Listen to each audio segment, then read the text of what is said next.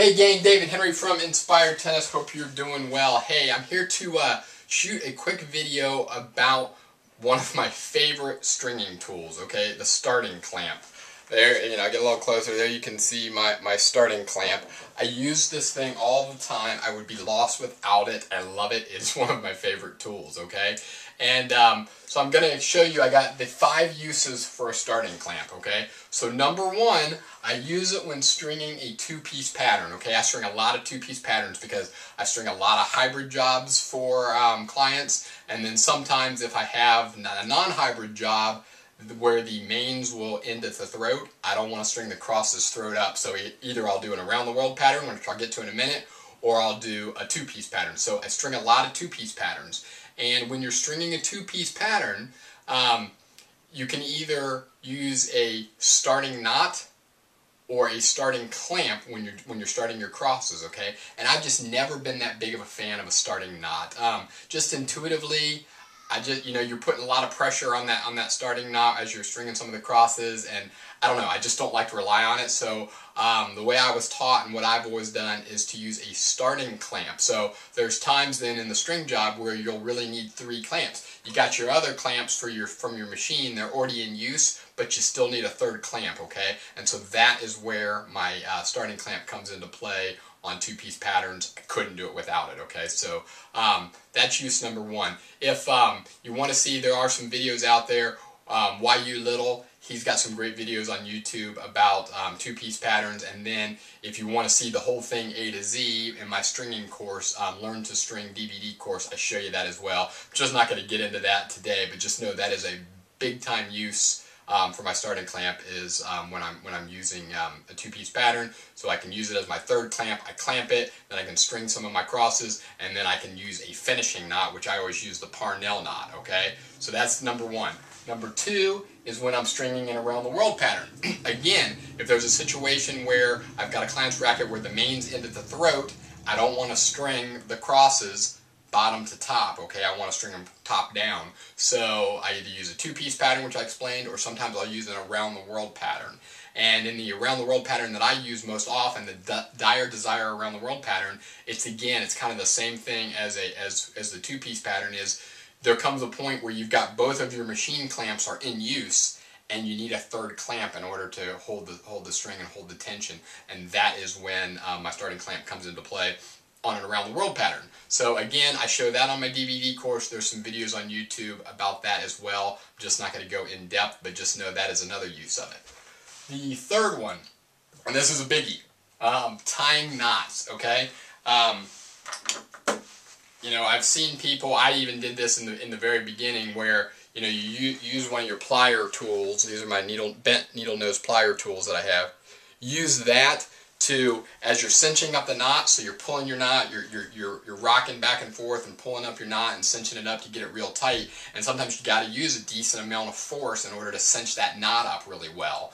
And using this, no matter how tight you're doing it, it can still slip. No matter how tight you're gripping it, it still slips. And I mean, there were times where I'm pulling and it slipped, and the pulling motion is towards your face. You're kind of pulling up this way. Now, I never had any accidents with it, but I have heard of people that have bopped themselves in the nose and the head with their pliers as they're pulling to tie the knots really tight. So I always use my starting clamp. This thing holds like you wouldn't believe. It's very, very tight. So I'll grab the length of string and then I'll pull on this. It kind of fits nicely in my hand. I kind of cup it.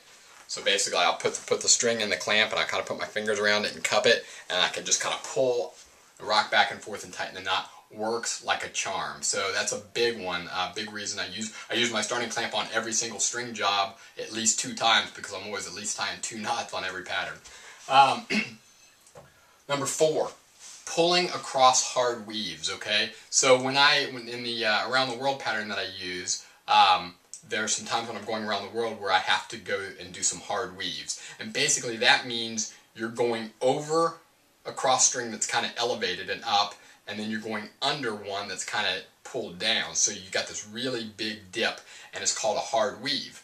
And basically, sometimes to pull through that hard weave, there's so much friction and stuff there that I can't grab it with just my hands sometimes. I just can't get enough force. The string will slip, it'll burn through my hands. So again, it's a prime time for me to use a starting clamp. So I will grab the end of the string and I just use my starting clamp. It grips it perfectly and I can pull through without a problem. So that's use number 4. And then number 5 is what I call the butt saver, okay? And fortunately, this doesn't happen to me too often, but it does from time to time. This is basically when you run out of string. You don't have enough string at the end to make it from the racket to the tension head on your stringing machine. You know, maybe you're just a little bit short, or even this short, who knows. But you're a little bit short and you can't finish off the job. Well, what do? Well, you can use this as a butt saver. So you can put string through here, a scrap piece of string through here, and then you put the string that you're pulling in the clamp, and then it basically acts like a bridge. So it's a bridge to get you between the end of the string and your tension head, and allows you to finish a string job without wasting it, okay? Now, I've done a whole video on the butt saver, so you can check that out on my blog at inspired-tennis.com or on my YouTube channel, youtube.com/inspiredtennis. So again, I'm not going to go into the details of the butt saver technique tool right now, because you can see that on the other video, but just know that this is it's a valuable tool for that as well. So those are really the 5 main uses. I'm trying to think, there's probably other times that I use it that I didn't think of to write up here, but those are the 5 main times that I use it. Use it all the time. I love it. Mine is an alpha clamp, okay? And this thing, I'm probably going on 3 years with this one, this particular one, and works like a champ. I mean, it's a trooper. I love it. It's really got a tight grip on it, so it really clamps the string nice. I don't have to worry about it. I've had people write me and call me and stuff and saying that they bought other starting clamps that it just was kind of loose and just really wasn't doing the job. And this thing's a workhorse, so I mean, and a starting clamp in general is your workhorse. I mean, so you want one that's going to really be strong and do the job. There are probably other good ones out there. I'm not trying to exclude any other brands that make starting clamps that are good. I just know that this one I use as an alpha starting clamp, and I love it, okay? I believe it's available online at New Tech Tennis, all one word, newtechtennis.com. I think you can order it online there. If not, you could probably call them. There's a toll-free number there. And then I think you can also reach out to a buddy of mine, Mark Gonzalez. He's a Facebook friend of mine from Alpha.